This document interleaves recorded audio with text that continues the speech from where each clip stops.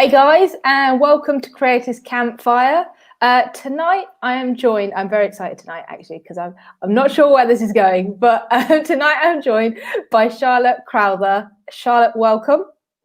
Thank you so much for having me. Great to be here, Vav. Amazing. How are you? Yeah, really good, thanks. Really good. Getting used to the time zone difference here in the UK. Yes. I have to say, like, I finished work and I went, it was about 5:30 or whatever, and I looked out the window and I was like, it's so dark. I know. So crazy. It's nuts. That's going to take every year, but it will take a bit of getting used to. Anyway, Charlotte, for those that don't know you, do you want to just introduce yourself, talk about what you're up to right now and what you're doing? Yeah, sure. So I've recently been working very closely with Forte Labs in their special projects team, and I help lead the program, The Art of Accomplishment, with Tiago Forte and Joe Hudson, and now bring that experience to other online course businesses. So I'm working with Ali Abdal with his up-and-coming YouTube channel, for example. Yes, that's very good. And I'm sure we'll get right into it, but I just, from my experience of working in different sectors and learning and coaching, I really see like the online course experience as the ultimate learning experience. And so it's such a great international feel, and really have lots of memories from the Art of Accomplishment that I'm kind of bringing forward in my work today with different online course creators. And another project that I'm working on that's also come out of my experiences is a tool called MySnapshot, which really helps students learn and coach themselves in whatever it is they're learning. And it helps the teacher, the team, really have a sense of where their students are at, put them in the best place for success, and really develop their sales and marketing and growth as a business, so everyone really wins. Yes. Okay. Actually, you've just raised a good point that I hadn't really thought of until now, is obviously with the whole COVID situation, online courses have obviously already existed, and there's always been courses that you can go and do. But I think a lot of people didn't necessarily think of them as the best way. It's like, oh, maybe this is an alternative approach, or this is a way to do things. But I guess with COVID, that's massively changed. Has that changed for you? Or is that something you've always known that there was power in, and it was potentially always a better route? And how has that had an impact? Yeah, totally. So that's the thing with technology, isn't it? Or anything new. It's only if like push comes to shove that you necessarily explore that, or there's some kind of like niggling pain point in some way. And it's, I have a lot of friends who have started online courses for their business, for their coaching practice, for a particular topic that they're interested in. One, it's a great way of just really mastering what it is that you do, whether that's for yourself or as part of your business or as a hobby. But two, it's just a really great way of earning income in a way that's really scalable. And for students, so for example, with Journey Art of Accomplishment, he works with a very exclusive set of people, so CEOs of different businesses around the world. He also has a group of other people that he works with in different workshops for various lengths. But you can only go if you live in San Francisco, kind of in that area, or you're willing to travel, book a hotel and all of that. So suddenly for 50 people, for example, in AOA, so you've got people from India, from Norway, from different parts of the States, Europe, dining in and being able to kind of work with him, but also have a really like diverse mix of people that aren't in your immediate vicinity. So that's the sort of thing that's really coming out of online courses, that community aspect, the fact that you can find a particular niche that you love and find your tribe and really build relationships there. And to your point with the whole COVID situation right now, more than ever, people are open to that and what that can bring. And I certainly have lots of new friendships that I just feel so grateful for, and a context to meet each other and share and learn together. Yeah, no, that's really cool. And actually, I think it's worked from both sides, right? So as someone who would consume, it's like, actually, this is great because I'm being able to do things that I might not have been able to do before, because it wasn't, the opportunity wasn't necessarily there because they were doing it localized or whatever. But also, I guess, has it made people step up their online course game, so to speak, so that as a consumer, you're also getting more value out of it because actually they're putting all their energy into these online courses? 100%. I mean, to be honest, it's nothing crazy new. It's basically what's known as blended learning. So it's a multimedia experience that can be done in a kind of a one-to-one, one-to-small group, one-to-large group way. That could kind of synchronous or asynchronous, different kinds of worksheets or assignments, interactive like partner exercises to kind of bigger like polls or group work. So in the education world, it's nothing new. What's new is the fact that it's online, there's technology, there's lots of great tools to bring it to another level. Community has never really been focused in traditional education because you're just kind of there on campus with your colleagues. You don't think, oh, this is an incredible network of people.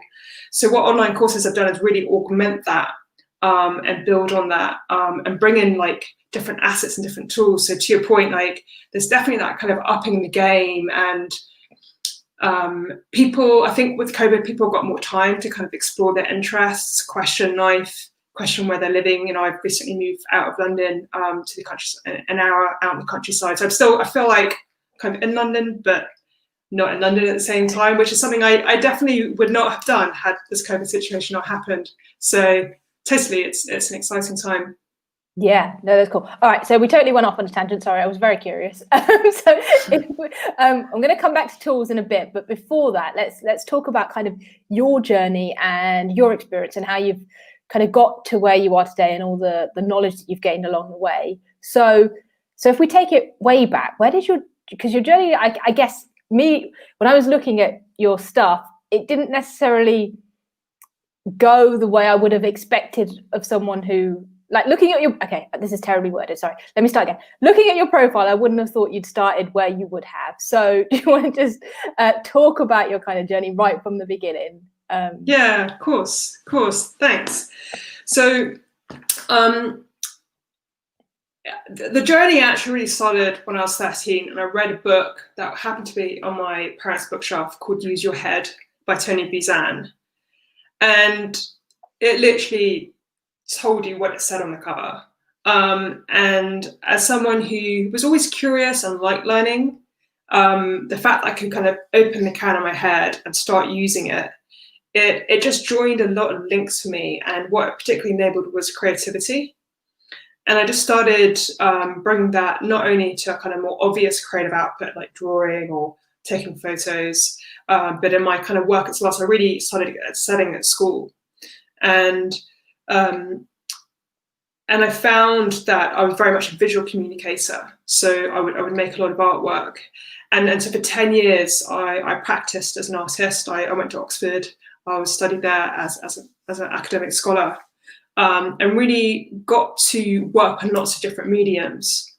And so the transition to the next career as a coach and a practitioner of the Grimberg method came out of that 10-year practice of how can I create something new every day? What does that look like? And I had, quite an output of artwork over that time. Started early, like from 13 years old. And I really understood that actually my ability to be creative was only how I was able to be creative within myself. So if I just thought the same each time, like I can't do this, I can't do that, or I can do this, I can do that, it's like a kind of a one-track way of being. So actually the real creativity is my ability to think in multiple ways and really recognize the patterns of my way of being, so I can kind of choose more what I do and how I do it. And it was, I think the best example of that was I did a series of 15 paintings, and I had to take a step in each direction when I painted. So I had to kind of move outside my body and myself, and every painting was completely different. So it was like very physical manifestation of we are just literally how we move, how we think, how we breathe. It was a very moving experience, and it is, again, just life happens, doesn't it? So for some reason, I don't know why, but my housemates at uni, they bought me a lesson in reflexology, not a session, but a lesson. And my teacher happened to be ex-president of the Association of Reflexologists in the UK. And she was just like, I want you to come back. My birthday's in February. I want you to come back and just join the class. I just think you get a lot out of it. And I was kind of exploring these concepts as I shared at the time. I just thought, wow, amazing, yes. And I decided to study it and really saw what I've realized in reflection is that a common thread of transformation. that actually it's all very well conceptualizing these things, but how do you actually do it in real life? So I would work with people on a one-to-one basis and help them with their digestive concerns or their confidence or their stress, and really kind of create the conditions for them to optimize themselves in that way. And reflexology, it sits more in the therapy kind of camp. You know, I'll do something to you. So that's why I trained I trained the Grunberg method, so that people could learn how to train themselves, how to be well, versus come to see me, which would be relaxing and a good reference point and good stimulant, but not necessarily a way to kind of really own it for themselves. And I had a 10-year practice. It was called Learn to Be Well, and I worked with all kinds of people from all walks of life. It was a real travel in its own right, kind of being part of everyone's world. And towards the end of that 10-year practice, I used technology to enable them really understand where they're at, where they're getting kind of stuck in their habits and their ways of being. And that vastly improved their results. So I became really interested in how technology can enable them in achieving that. And it didn't, in a way that it didn't necessarily depend on me, and that it could scale by itself for them. So the next kind of step in my career is working with health tech companies. I worked with 2 and really explored that.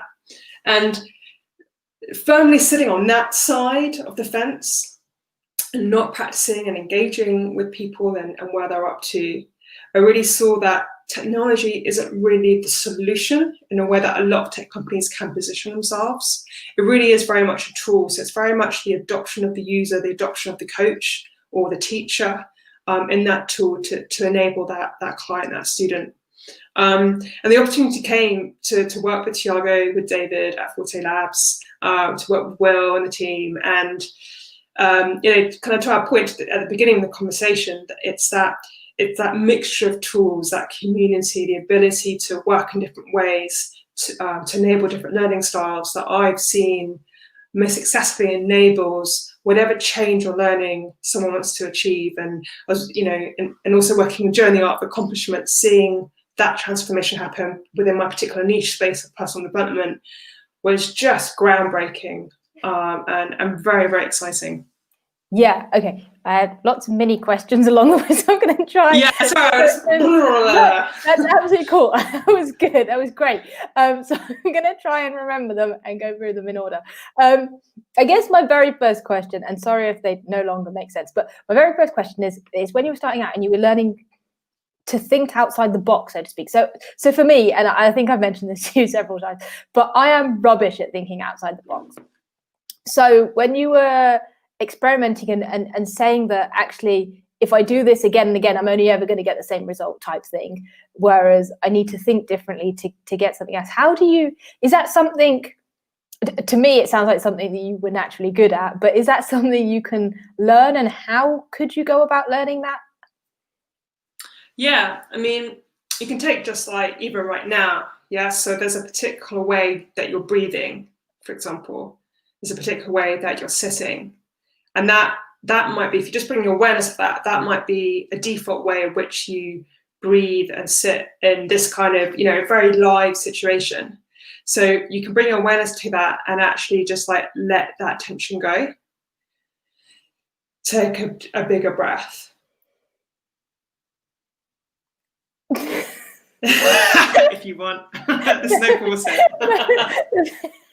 As you were saying that, I was like, I'm sitting up and there's a lot of tension in my lower back. I was like, I just want to sit down like here. Yeah, so there you go, right? Like there are these ways that feel good, that feel comfortable. And there's nothing wrong with that. It's just the point is it feels like that's the only option when it's not. So thinking out of the box isn't necessarily like having to create something new. It can also be letting something go, allowing space for something else to happen. So it's really about awareness, and you can do it with something as simple as your breath. You can just change the way that you breathe in a given situation.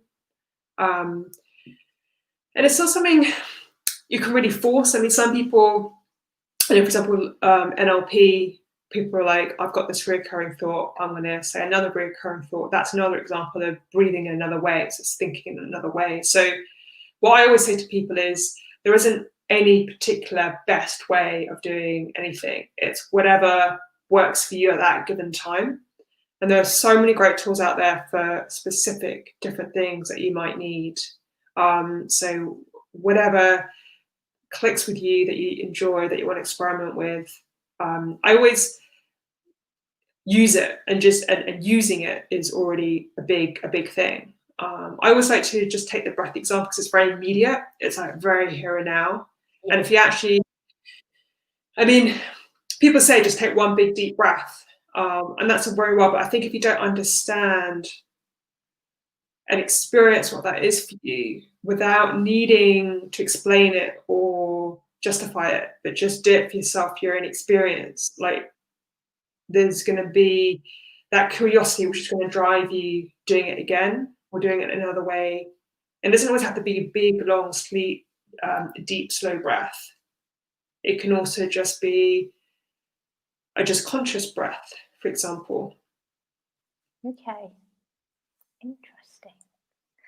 Yeah. Okay. Yeah, I need to look into this because my one-track mind, I hate it when I can only think like this is like the only thing. It's like clearly it's not the only answer. There's other ways of thinking about things. I need to tap into that. Okay, so the second thing I guess I was thinking about is that helping people help themselves is something that was clearly evident throughout everything that you've done, and it was kind of like what we were saying, the common threads from it all. So is that something that you were always kind of interested in, or is that something like, how does that come about? So that's very selfless, and I know a lot of people say that they want to help other people, but to actually go and do it and want to help people, especially when you're like running a business or something, like how do you approach that, and how did that come about? Yeah, it's a good one. I think the best way I found exploring that, approaching that is effectively you're expanding your learning at every given time. So for me, I wouldn't call it specifically helping people as a way of describing it. You can, it could be I'm training someone, I'm teaching someone, or I'm standing next to someone, I'm accompanying someone, I'm breathing with someone. I think it's a bit like kind of you doing the podcast now, like, I think that the most progressive way of doing it is there's a win-win for both people. And that win could be just curiosity of what it's like for that person to breathe in a particular way, and to be able to engage with that, and for me to be able to challenge myself to do that, I've got to have a bigger awareness and a bigger training to kind of accompany that. Right. And so I get better at mastering my own ability to calm myself, for example. okay. And I've kind of, having worked in the self-development space, and this is something Joe talks a lot about, the art of accomplishment, and him and I would talk quite a bit about kind of offline in between kind of big sessions. There's got to be an intrinsic motivation for a teacher, for a coach as well. Otherwise, it starts to get a bit weird, if you know what I mean. And then it can be a bit, about the money or whatever. And in that way, I think for me that integrity keeps high. Yeah, okay, that's great. Because that's the worst thing is when someone's just in it for themselves, or isn't turning out. It's like, what's the point? Just don't be here. Yeah, okay, no, that's very good to hear. So obviously you've got a huge amount of experience in this kind of world, and what you're doing now, I guess we can expand on in terms of how you're bringing that to these online platforms that we're talking about, and really helping people or working with the online providers, right, so that people can help themselves through the course. Just want to give a bit more information about specifics of what you're doing now. Yeah, so I guess there are kind of two main things. The first with MySnapshot is it's creating a tool for students to measure their change, to identify their baseline, to quantify that by putting a number on it, and describing what it's like. For example, working with Tiago and building Second Brain and his Second Brain snapshot, one of the first things as part of his blueprint to building Second Brain is being able to capture well. And that could mean so many things. And so many teachers, they don't necessarily articulate what it is they're teaching and that spectrum in which they have seen, for example, just capturing an article that you read in the New York Times online. And that's important, that specificity. And it gives the student a map to navigate like where they're going in this online course, as opposed to just, here's a book, read it page by page, and you'll discover what will happen, and hopefully there won't be too many surprises. You kind of want that contents page up front, you want that map, you understand where you're going. And if you can map yourself to that as well, you then know, oh, actually I'm doing quite okay here, I need to double down on this. And that way you get a better kind of ROI of your time in terms of engaging with the course. And conversely, that tool gives the teachers, the course creators, the ability to understand whether students need more support, or where they could teach something more effectively. At the moment, that's a bit of a black box. You don't really necessarily know what's going on other than anecdotal feedback. And if you've got a course with hundreds of people, there comes a point where that's not so useful. Yeah. So I guess from someone who's joining the course point of view, so obviously you can say, hey, this is a good way to measure progress, but for them, what will they benefit? Like, why would they do this, and why would it be in their interest to do it properly and not just, oh, I'm going to take 2 seconds and do the whole tick box thing? Well, they've just spent a bit of money on a course. Hopefully you want to get the most out of it. But yeah, joking aside, it's really a way to be like, okay, this is where I'm at with these subjects. Where should I focus with my time? And where can I ask questions? Where can I preempt things and make sure I'm particularly available for those course sessions, or particularly read that kind of material? So it's really for the learner who's taking their learning seriously and wants to up their game in whatever it is they're focusing on. I mean, there would have been a pain point, otherwise they wouldn't have started the course. Yeah. So it's just, okay, how can I, achieve what's driving me to do this more quickly? Yeah, no, that makes a whole lot of sense. And the whole, you need to kind of measure yourself. Otherwise, what was the point? You don't know where you've started. How do you know how much benefit something's had by the end of it? Yeah, exactly. Kind of where you're starting from. And what I'm working a lot with the online course creators is, depending on the scores that come, is directing people already to, you want to, perhaps consider looking at this article could be really useful for you. Here's a media library for all those, all the topics around distilling and expressing yourself, for example. Yeah. So I guess those principles can be applied to people who are not necessarily doing online courses, right? In their own development and their own learning, just in life. So if we take the online course aspect out of it, if you wanted to learn Spanish or something, then these are things that you could kind of set up for yourself, right? And use those similar principles to aid your learning and enable you to self-coach. Yeah, so a really good example is like a kind of wheel of life exercise where you're like, what are the key areas of my life that are important to me? Relationships, finance, intellectual stimulation, travel, fitness. health, you can define those around the circle, and check in with yourself. For some people, that's on a weekly basis, on a monthly basis, on a quarterly basis, yearly basis.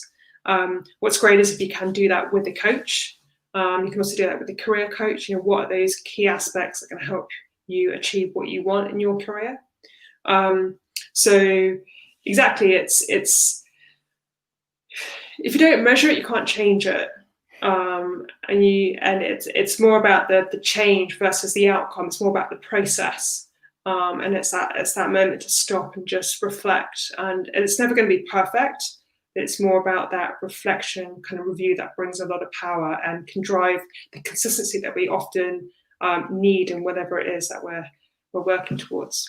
Definitely. And I guess there's two sides to that, right? There's one of, I don't feel like I'm making much progress, but actually I don't know, because I'm just, it's like when you see yourself every day, you don't really see the changes, right? So you might not think you're doing very well, but if you had this baseline that said, going into it, here's actually where I am and here's what I want to achieve, you might find that you're so much further along than you had anticipated, and you don't need to be down on yourself. 100%. A number of people said, oh my God, I can't believe that I was here and now I'm here. Like, I totally forget. Like, it's such a classic thing. You just like take it for granted. You're like, yeah, whatever. And it's like, no, oh my God, like celebrate. Wow. Woo. Yeah. I'm definitely one of those people that will just be like, what do you mean? I haven't learned anything. I don't know what you're talking about. Yeah, like, even like with your podcasts, right? I mean, like, this is what, episode 26? Yes. Yeah, okay. So it's like, geez, over like what kind of time frame and how you've turned around. So if you had done a map then of your life before you started podcasts. Yeah. Yeah. That would have been interesting. And where you are now. Exactly. Yeah. And you have no idea where you were then and what was going on for you. That's a really good point, because actually if I think about it, I'm like, there probably wasn't that much change between the first few episodes and this one, but I don't think that's actually really true. I'm sure there's been a huge learning curve, but sitting here I'm like, it was probably the same. Oh man, damn it, I should have mapped it. Where were you, Charlotte, 6 months ago? Come on. Oh man. Okay. So right, I'm going down the self-development route because I can't help myself. So I am, in my head, someone who loves the idea of self-development and always being better. And with that, I think comes pressure, at least pressure I put on myself if I'm talking about myself. And I'm sure I'm not the only one. And when you see other people, and there's the whole comparison thing, which I realize is a whole different topic, but there is, I don't know, there are pressures to continually develop. And sometimes I question it.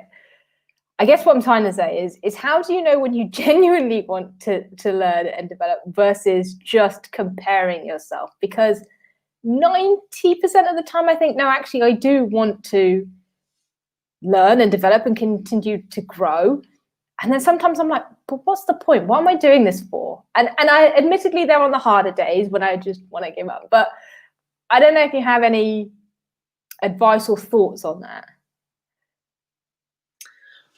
I'm very curious about the way that you kind of question it. It sounds like it's quite, you ask yourself quite a lot. Is that a sense, or? I very often go, what is the point, right? Because I could sit here and like I have a 9 to 5, right? And I'm comfortable, and there's obviously the idea. Okay, so old school thinking is you work all your life and then you retire at what, like 70 or whatever it will be by the time we get there, and then you can relax. And obviously the newer thinking is actually mini retirements type things, right? And learn to take those breaks. I think my mind is very much in the old school way of thinking a little still in terms of 9 to 5, and therefore work is still a priority. But it's not enough. So I still have my evening. If I, 6 months ago, would have still had my evenings and weekends free. And I'm like, I want to do all these things. Wouldn't it be great if I didn't have a 9 to 5 so I could do all these things? And then I'm not doing it in the evenings and weekends. so I'm like, okay, well, something's not adding up here. And then I'm starting to do these things. And I'm like, well, now I don't have that time. So I need to work harder on this. So I don't have a 9 to 5. So I can find the time to do them. And I'm like, what is it that you want? It's like, how do you get to that? They're the kind of conversations I have with myself way too regularly. I was going to say, I feel like I entered your brain there for a little bit. Yeah. Kind of in Sorry. that echo chamber. It's not a fun place. No, I totally get it. We all do it, and it's crazy, isn't it? How we have these like conversations with ourselves, and we're just often like beating ourselves up, like, you know, more than anything, versus just kind of stopping and just surfacing and just kind of seeing what's around and celebrating or kind of checking something out. Yeah. They're great questions. Why are they important to you? The questions. Or the answers, the questions. I hate the feeling that I have no direction, and there's this whole not fulfilling potential that keeps eating away from me at me. And I'm just like it's just something is missing, and I'm trying to find the answer, I suppose. So I can either be comfortable in a 9 to 5 with evenings and weekends free, or work towards something different. At the moment, I feel like I'm in limbo. I'm stuck in the middle, and I'm doing a little bit of both, and neither one has my full attention. Yeah, I love your curiosity. Yeah, your drive, your ambition. But I can see how that can be crazy as well. Yeah, because sometimes I feel like I don't have enough ambition or drive because I'm clearly not doing enough. And the circle goes round again. Yeah, exactly. It's a vicious circle. So I think this is the thing, right? And that's, you know, to come back to my snapshot, that's the thing. You get so lost in your head, you just lose perspective and objectivity, and you forget like the here and now, like how much you've got and what that is and what that looks like. So they're great questions, and someone who's moved in different sectors of my career a lot, I've sometimes wondered to myself, like, am I just distracting myself or, you know, avoiding something? But I've actually really loved my curiosity, and that's brought me to where I am today, and just these incredible opportunities and the people that I'm working with. And it's just funny. I guess I've just spoken to Joe just the other week, so it's all quite fresh. But one of his lessons that he would teach is like feel over figure. Okay. To let that feeling come through versus that kind of predominant brain approach. And part of it's just like, you know, like you, but I want, you know, the answer. I want to know. Yeah. But like sitting and knowing, sitting and not knowing or wanting to know and being curious about it, asking questions, and taking these different angles, you know, whether that's something like more objective or kind of talking to people about it, reading about it. I think curiosity is a big driver. Yeah.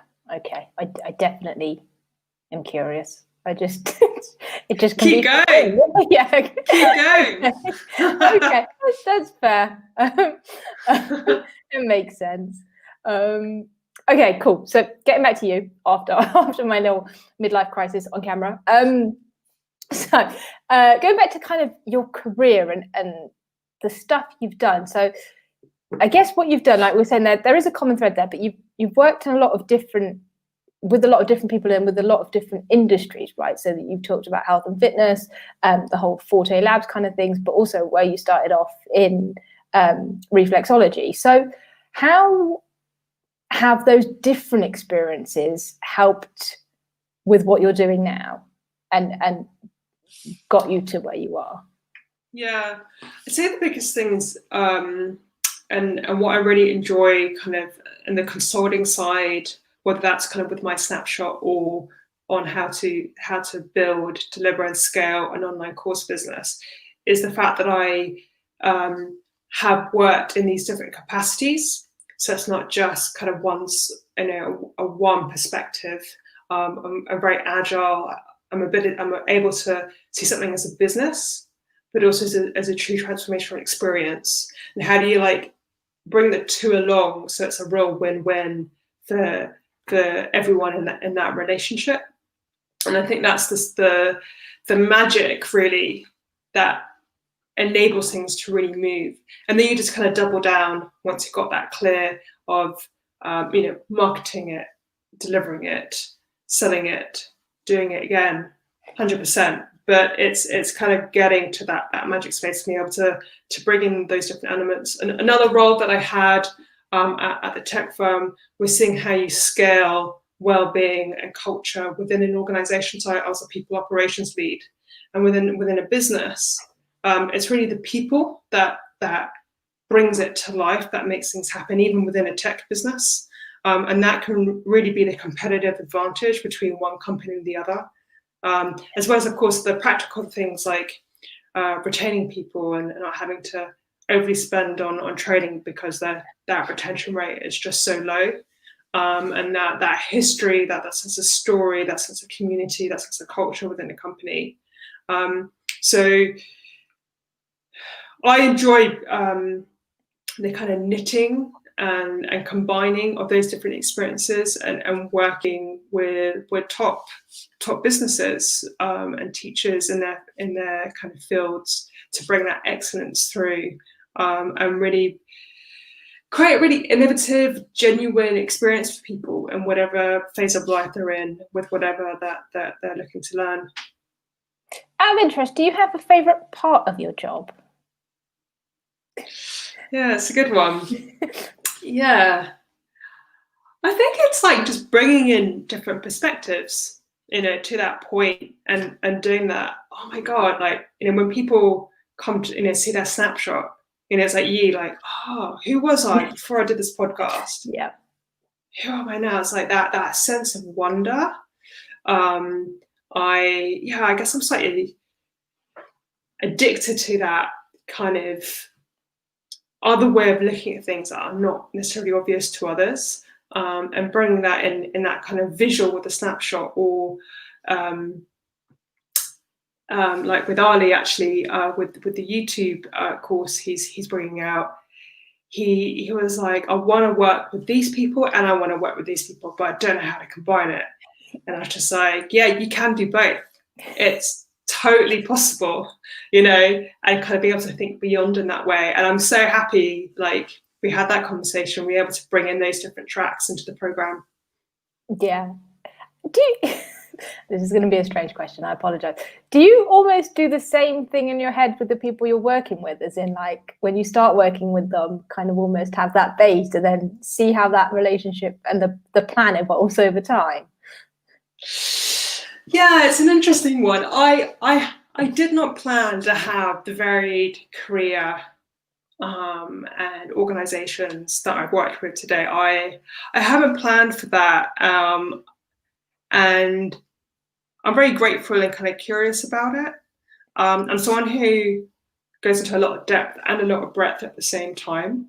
So it's quite an intense but exciting. I find it a very thrilling experience.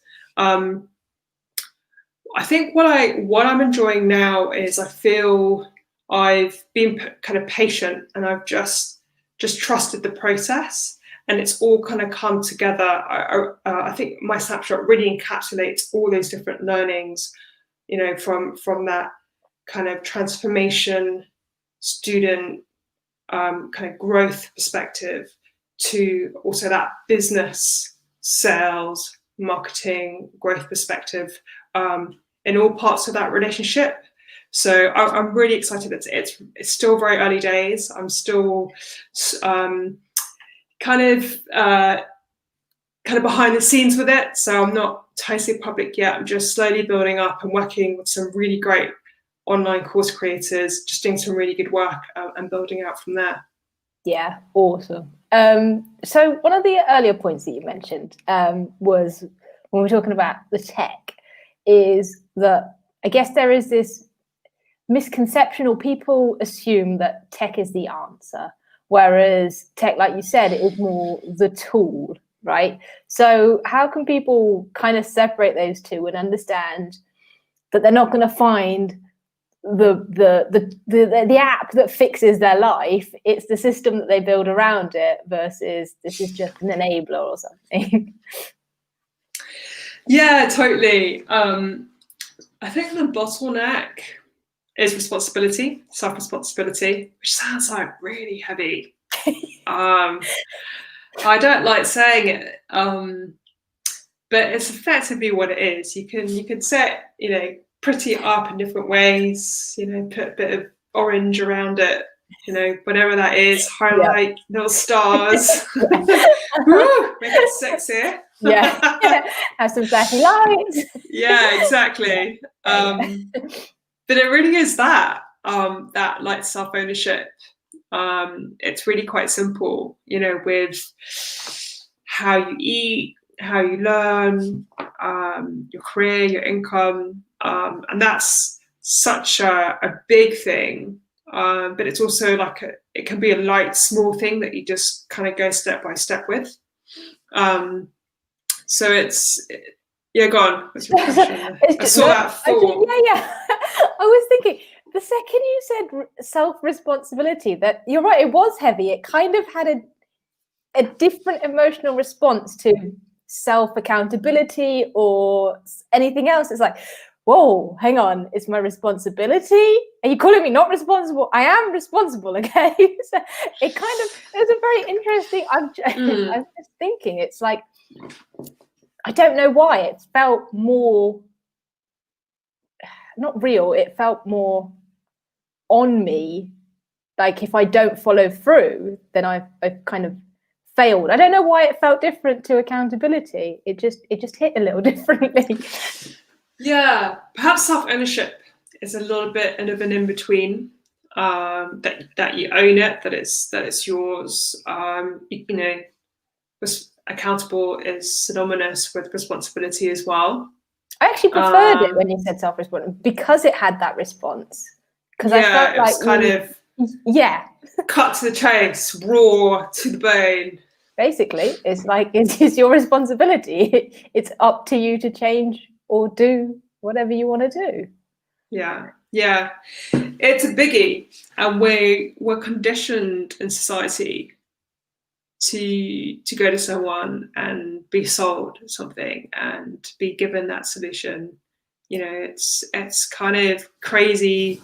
Partly, I think, the capitalist culture we live in, or this kind of communist culture that we live in, and all these kind of subcultures of control and victimhood, and blaming others and judging others, like all that mess that goes on, that we all have at different phases, at different strokes in our lives. And it's really a muscle, I would say, that you just do a little bit step by step, and people explore that in different ways. So for example, as a kid, I played county level netball and tennis, so I would train quite a lot, and I learned how to keep fit. I learned to not eat certain things which seem kind of obvious, and you're a kid, so you don't really think too much about it, but then they are kind of good habits that I've kind of kept with me, and at times done more of it, and at times done less. So I think what's nice is it appears in our lives more ways than not, and actually we often do it, but we think we're not doing it because we're enjoying it. And that's kind of something else. Like, people think responsibility is like a should, it's an obligation, it's like tough, it's difficult. But that's maybe because of the way that we frame it to ourselves, or the way that our parents framed it to us, or the kind of community we were in, not necessarily in childhood, but, including at work, like the atmosphere, with your boss and the team, for example, will play a huge role into how you get something done, how enjoyable it is or not. So it has quite a few different shades and colors and flavors. I think it's just it's a real personal journey, actually, and we all discover it and build on it in whatever ways that we are called to, we need to, we feel to, we are pained to. It's really quite a force of nature. You're right, actually, because you do. If you're having fun, it doesn't seem like you're doing work or it is anything. It's very strange. If you do something, it's like this has to hurt or this has to be negative, and I have to just push through it. I can't have fun while I'm doing it. It's very strange. Yeah, as if like that means we're working hard, you know, Yeah. like just like crazy. Yeah. Totally not true. Right? Like, no pain, no gain or something. It's like you can't have fun while you work out. You have to be dripping sweat and crawling out the gym or something. Yeah. Said who? Said who? Yeah, no, I completely agree. So we've talked about the whole self-coaching side of things, and I think that's very necessary for people, obviously, who, well, maybe not if they don't want to learn stuff, but like if they're going on that journey, then being able to self-coach is a massive part of that. But where do you stand on, not quite where do you stand on, but obviously having a personal coach in different areas is also extremely beneficial.